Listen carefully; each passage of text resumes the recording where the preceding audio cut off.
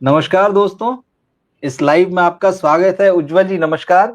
और नमस्कार। बहुत दिनों से हम लोग साथ नहीं आ पा रहे थे और उज्जवल जी आपको और मुझे जो दर्शक साथ में देखते आए हैं, अब तो लंबा समय हो रहा है। तो जी, वो जी, कई जी। बार जब लाइव आया हूँ उन्होंने कहा कि भाई उज्जवल जी कहाँ हैं? उज्जवल जी के साथ लाइव क्यों नहीं हो रहा है? कल भी जी। बात हुई थी तो मैंने कहा था कि हम बात कर रहे हैं, रोज बात करते हाँ, हैं। हाँ, लेकिन हाँ, कुछ आपकी व्यस्तताएँ हैं, कुछ यूट्यूब की शायद कुछ पॉलिसीज़ हैं। हाँ, वो यूट्यूब उनको सॉर्ट आउट कर रहा है तो इसलिए थोड़ा-सा कम हो गया है। मगर जी, आज जो एक खबर आई है और ये बड़ी हुँ, खबर है, हाँ, उस हिसाब से हम देखें कि क्योंकि इसके बहुत सारे मायने, ये सिर्फ़ फ़िल्मी खबर नहीं है।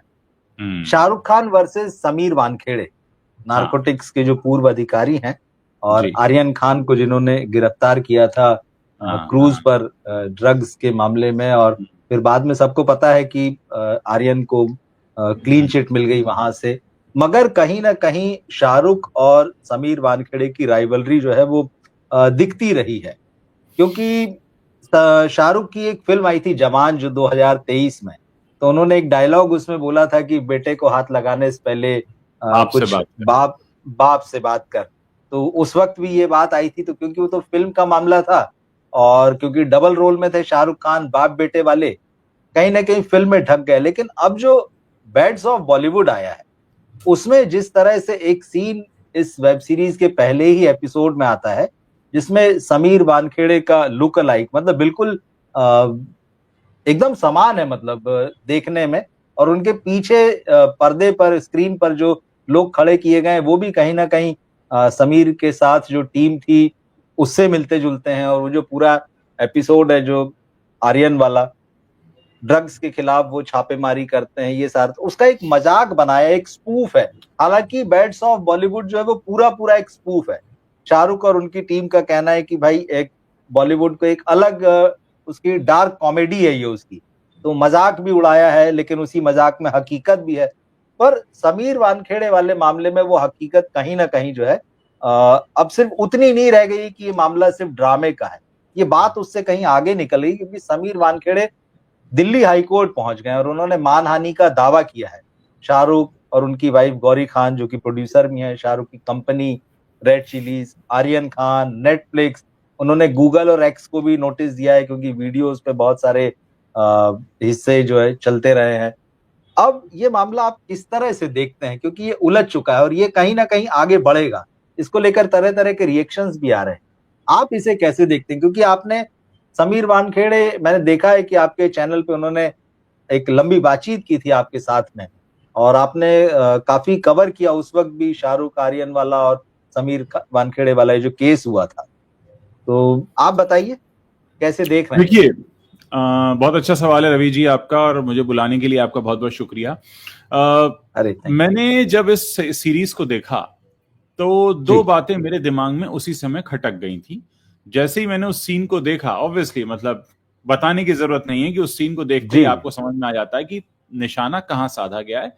तो मुझे लगा कि ये बहुत मतलब बचकानी बात है। अब वो केस हो गया, खत्म हो गया, आपको क्लीन चिट मिल गई, अब आप अपने रास्ते हैं, एक नया सफर शुरू कर चुके हैं, आप एज ए डायरेक्टर शुरुआत कर रहे हैं, आप शाहरुख खान के बेटे हैं, इसलिए आपकी वेब सीरीज में हिंदुस्तान में पहली बार ऐसा होगा कि बड़े बड़े स्टार सारे आएंगे। मतलब आप जिस लेवल पर आप सोच रहे हैं, आप उधर देखिए और पुरानी बातों को भूलिए।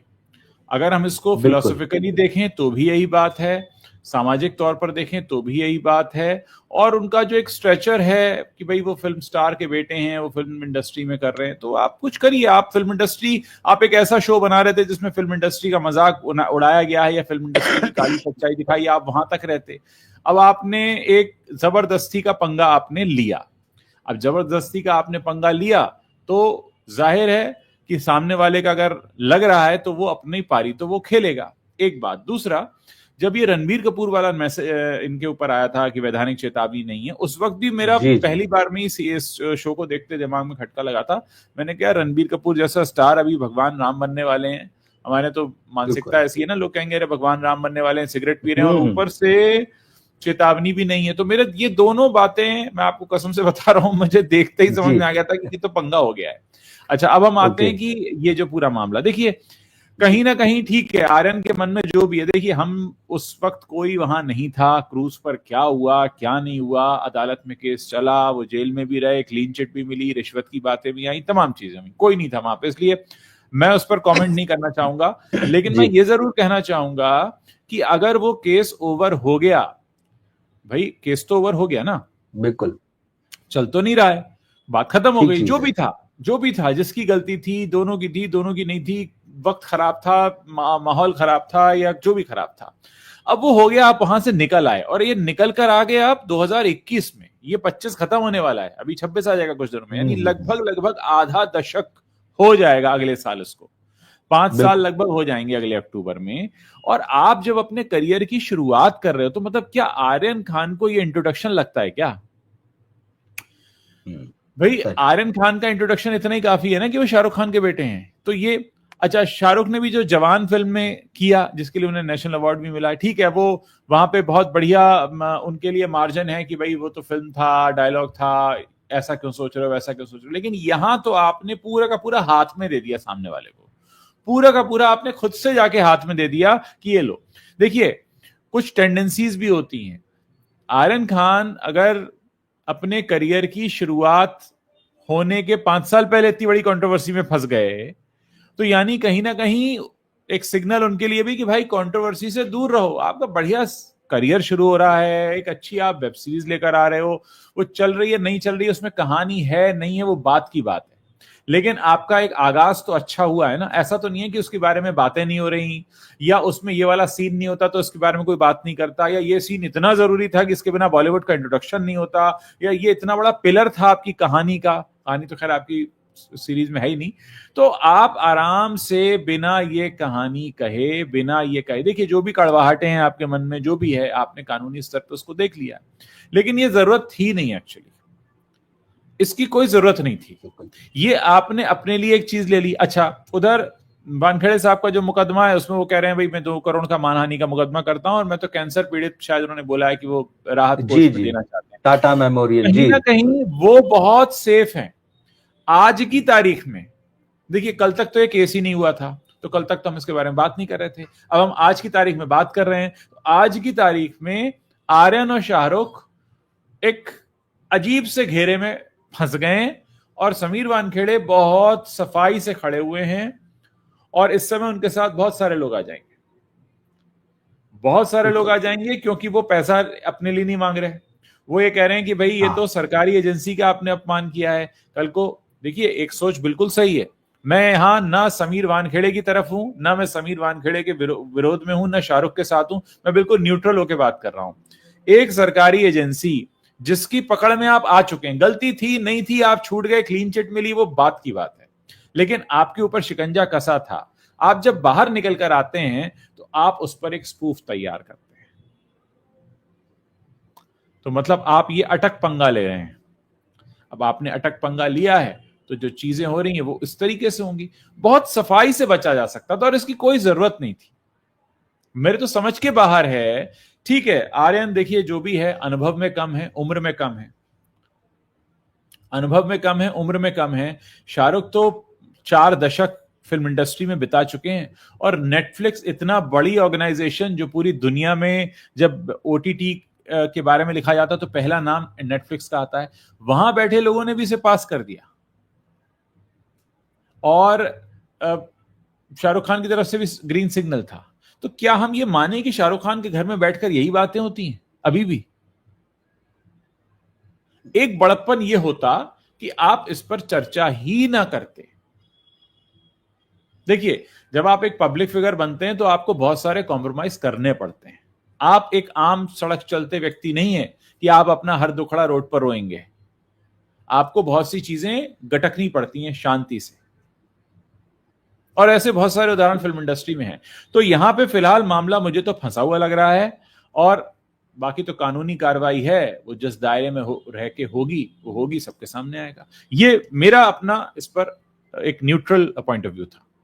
नहीं, बिल्कुल आपने ठीक कही है सारी चीजें, क्योंकि देखिए एक तो ये जो भी सीन आर्यन ने दिखाया है, एक तो कहानी के किसी हिस्से की जरूरत नहीं है, वो अगर नहीं भी होता तो उस कहानी पर कोई फर्क नहीं पड़ रहा था।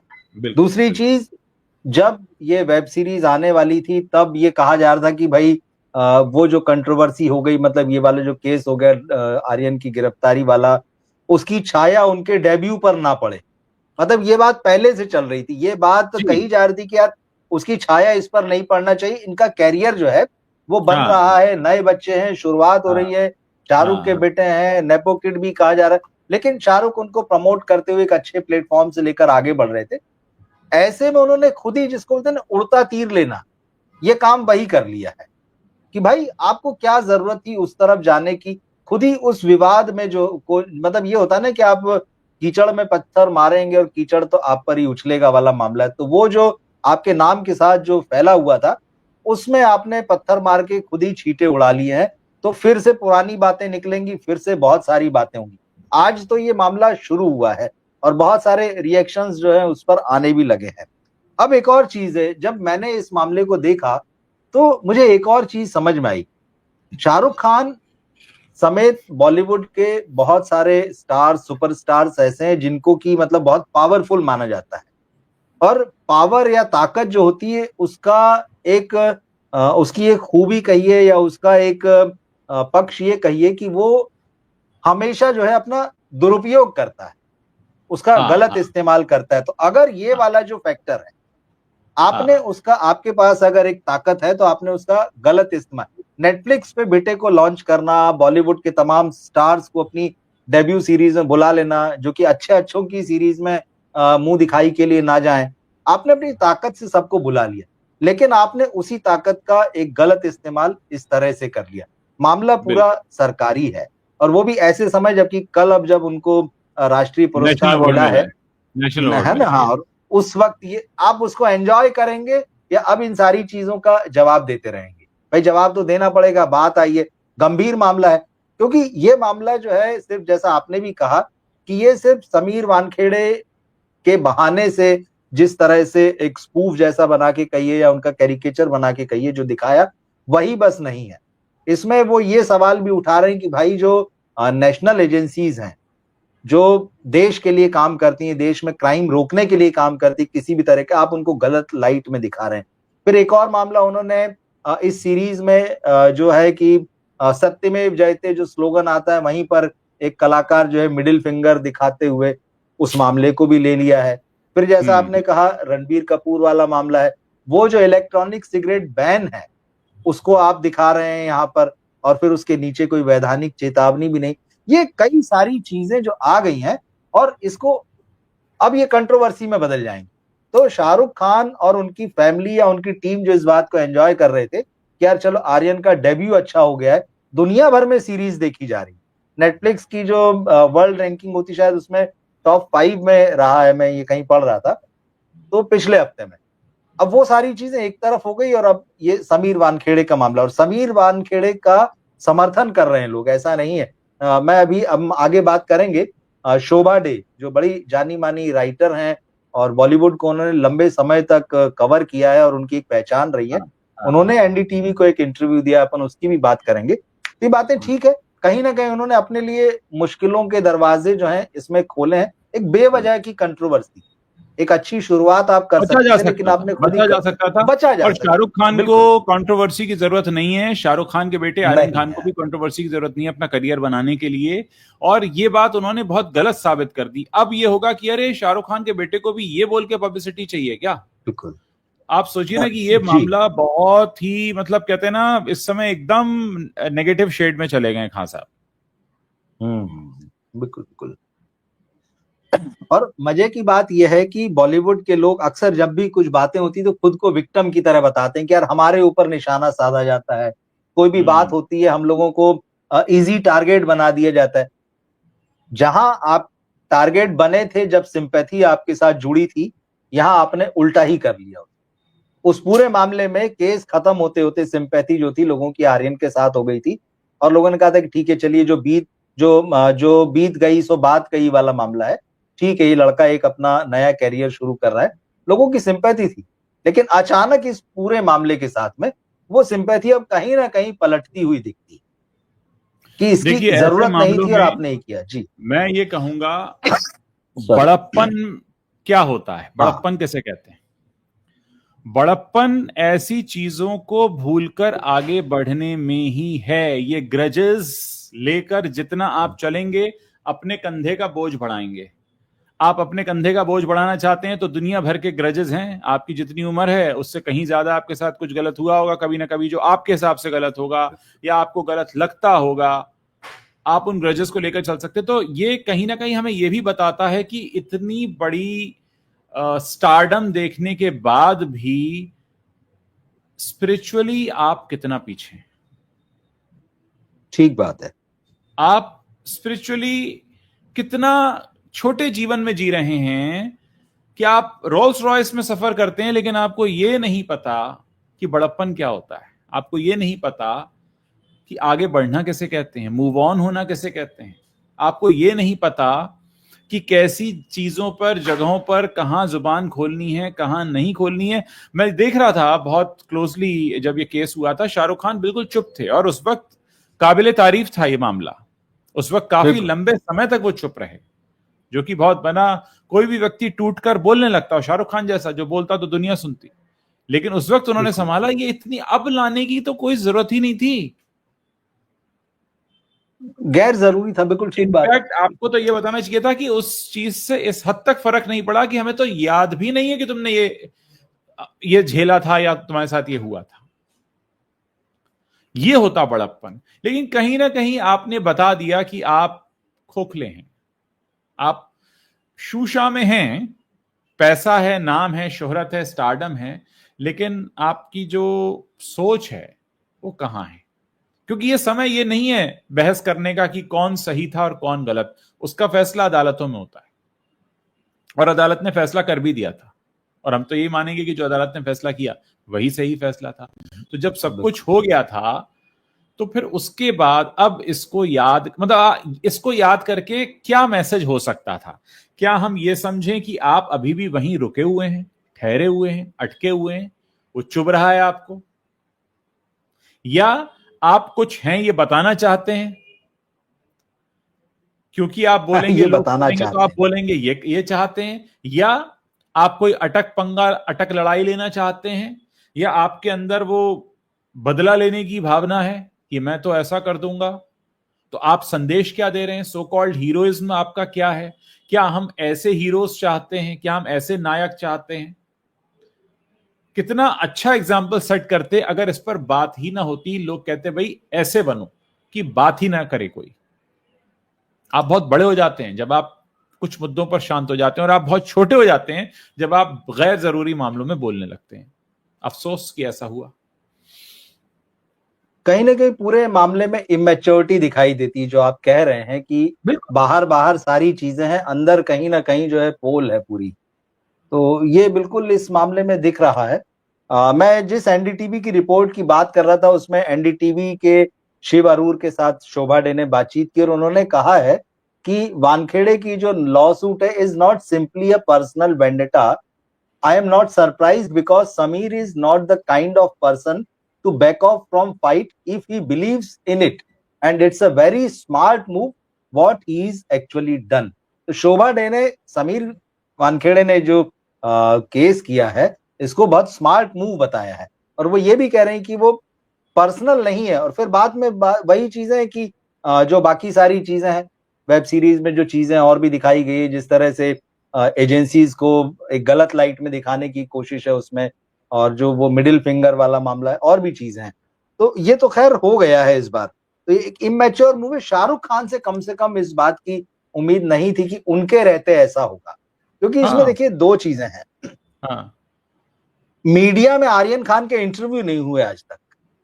इस वेब सीरीज के आने से पहले भी एक आध दो जो प्रोग्राम हुए हैं तो वो शाहरुख ने खुद ही संभाला, और उस वक्त भी यही बात आई सामने कि आर्यन खान इसलिए इंटरव्यू नहीं दे रहे हैं क्योंकि कहीं ना कहीं ये जो केस था ड्रग्स वाला, इसका मीडिया उनसे कुछ ना कुछ सवाल जवाब करेगा, चाहे वो कितने ही पीआर वाले इंटरव्यू करा लें, कोई ना कोई इस पे सवाल डाल देगा, कहीं ना कहीं बात हो जाएगी। उसकी एक ही चाबी थी। आर्यन कहते I don't want to discuss that case now, that's it. एक सेंटेंस बोलना था, नेक्स्ट क्वेश्चन प्लीज, बस इतना बोलना था उन्हें।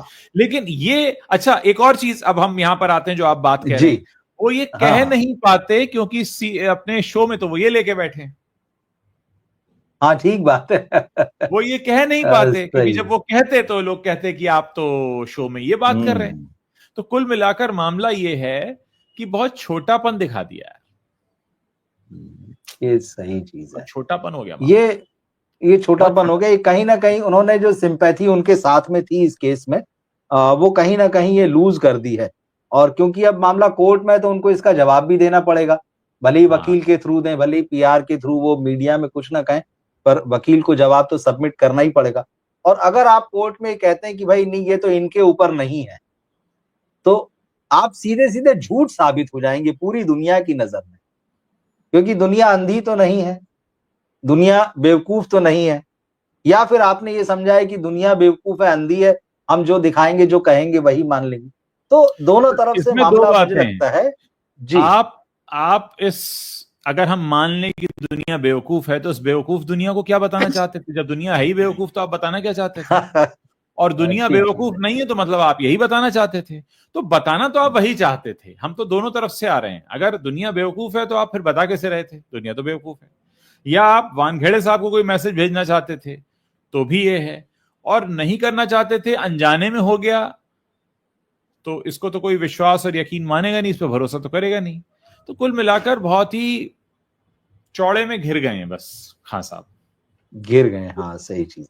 और मैं जब ये मामला देख रहा था तो मुझे, क्योंकि ये मानहानि का मामला है, तो मुझे मनोज कुमार साहब की भी याद आई। ओम शांति ओम के समय में जी शाहरुख खान की कंपनी ही उस फिल्म की प्रोड्यूसर थी, और जिस तरह से मनोज कुमार साहब का मजाक उड़ाया गया था, अब तो वो नहीं है इस दुनिया में, लेकिन वो बहुत आहत हुए थे जिस तरह से उस फिल्म में उनका भी एक कैरिकेचर बना के जो है मजाक उड़ाया था।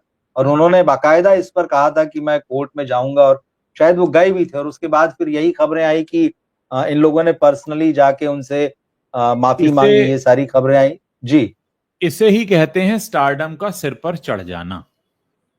हाँ, बिल्कुल ठीक चीज है। आप ये हम्बल मैं हम्बल हूं, झुक झुक के बात करूंगा नहीं होता। आपके एक्शंस बताते हैं आप कितने हम्बल हैं। तो ये पूरे, हाँ, ये एक्शन बताते हैं। मतलब शाहरुख खान से ये उम्मीद नहीं थी, क्योंकि मैं आपको बताऊं कि जिस तरह से इस वेब सीरीज का टाइटल है बैड्स ऑफ बॉलीवुड, कायदे से वो बैड्स ऑफ बॉलीवुड नहीं है, हम सब भी जानते हैं। और सीरीज के बाद में तो एकदम ही क्लियर हो गया है, क्योंकि सीरीज के अंदर जिस फिल्म का अनाउंसमेंट होता है वो गाली वाला शब्द वहां पर दिखा दिया गया है।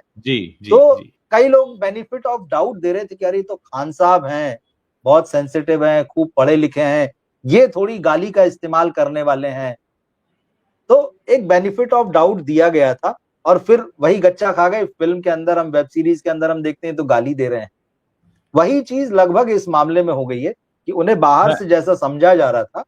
जी, मैं यही कहना चाहूंगा कि बड़ा होने के लिए ना बड़ा जिगरा लगता है। बड़ा होने के लिए पैसा नहीं लगता, बड़ा होने के लिए इतनी शोहरत और दौलत की जरूरत नहीं होती है। बड़े होने के लिए जिगरा चाहिए, जिगरा चाहिए, कलेजा चाहिए। इतना कि चलो कोई बात नहीं। मतलब मैं बहुत हैरान हूं कि शाहरुख खान बहुत इंटेलिजेंट है। मैं हमेशा ये उनकी बातचीत को देखकर या उनसे जो भी इंटरेक्शन हुए, मैं उनको बहुत ही इंटेलिजेंट, बहुत ही विटी, बहुत ही अच्छे सेंस ऑफ ह्यूमर वाला और बहुत ही विद्वान और बुद्धिमान व्यक्ति समझता था। लेकिन ये इसने तो पूरी इमेज ही उनके पलट कर रख दी है। बिल्कुल। तो मुझे लगता है कि ये केस जैसे जैसे आगे बढ़ेगा कुछ नई परतें इसमें खुलेंगी, और हम नजर रखेंगे उस पर, और कुछ अगर जरूरी डिस्कशन होगा तो फिर हम करेंगे। काफी दिनों से हमारे साथी दर्शक चाह रहे थे कि हम लोग बात करें, और खासतौर पे मुझे तो लिख ही रहे थे कि उज्जवल जी को बुलाइए, उज्जवल जी कहाँ है। तो मुझे लगा कि आज ये सही समय है, और आज आप भी समय निकाल पाए। तो मिलते हैं फिर हम किसी अगले लाइव में। बहुत बहुत धन्यवाद Ujjwal ji. Good night. Thank you. और सभी दर्शकों का भी शुक्रिया, और उनको भी शुभ रात्रि।